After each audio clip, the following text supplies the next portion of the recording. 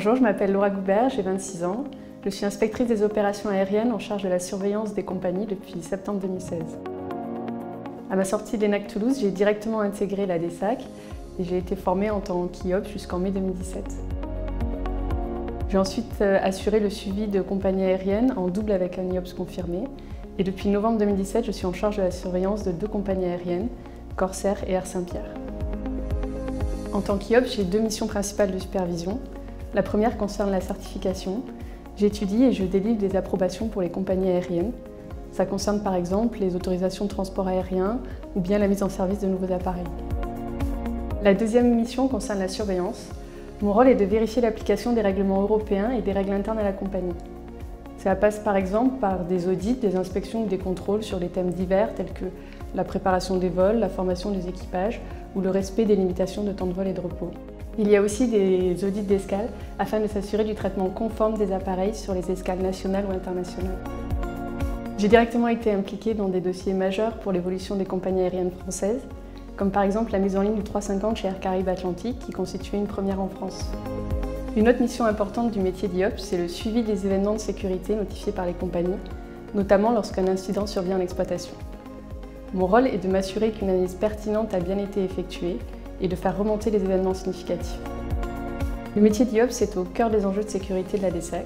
Nous sommes responsables du maintien du haut niveau de sécurité du transport aérien. Il est donc primordial de rester à l'écoute de la compagnie tout en restant ferme et impartial pour assurer la conformité et la sécurité.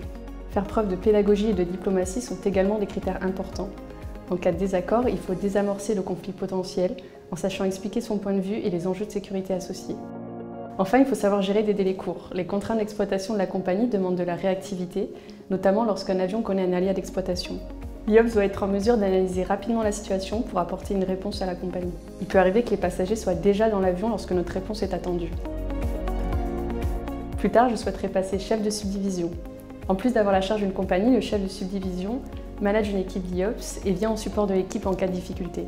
Ça me permettrait de partager mes connaissances et les compétences que j'ai acquises ces dernières années. Ce que j'aime dans mon métier, c'est l'intérêt et la diversité des sujets que je traite. Je dois avoir une vision et une connaissance globale de l'ensemble des activités de la compagnie. J'ai également la chance de pouvoir me spécialiser sur un sujet qui me plaît en particulier et à ce jour, j'ai choisi d'être experte dans la préparation des vols. C'est un métier où les décisions liées à la sécurité sont importantes et où les responsabilités sont fortes. Je suis amenée à m'entretenir fréquemment avec de nombreux experts, comme par exemple des pilotes contrôleurs, des inspecteurs de l'OSAC ou bien les experts techniques de l'échelon central de la DSAC. C'est un véritable travail d'équipe passionnant où chacun contribue dans son domaine à l'amélioration de la sécurité. Ce que j'aime aussi, c'est être sur le terrain, au sein des compagnies ou au pied des avions lors des audits d'escale. J'ai la chance d'inspecter beaucoup de compagnies aériennes, à Paris mais aussi aux Antilles et en Nouvelle-Calédonie, ce qui me permet de gagner en compétences. Ce poste est ma première entrée dans le monde du travail et au sein de la DSAC, et je trouve ça génial et épanouissant d'être déjà le point focal d'une compagnie française, d'accompagner ses projets et de contribuer au haut niveau de sécurité du transport aérien.